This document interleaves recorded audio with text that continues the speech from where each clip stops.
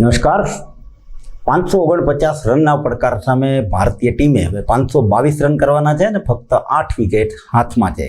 આમ ક્રિકેટ ઉપર તોળાતા પરાજય વચ્ચે આજે માગસર મહિનાની વિવાહ પંચમી પણ છે. વિવાહ પંચમીના શુભ દિવસે સમાચારની શરૂઆત કરીએ મુખ્ય સમાચારથી. અયોધ્યા રામ મંદિર ઉપર વિશાળ ધ્વજારોહણ સાથે વિવાહ પંચમીની ઉજવણીમાં સામેલ થતા પ્રધાનમંત્રી મોદી રામ મંદિર પરિસર જય શ્રી રામના નારાથી ગુંજી ઉઠ્યું. દિવાળી પહેલાં કમોસમી વરસાદને કારણે શાકભાજીના ઉત્પાદનને વ્યાપક અસર. 15 દિવસથી શાકભાજીના ભાવ આસમાને પહોંચતા ગૃહિણીઓનું બજેટ ખોરવાયું.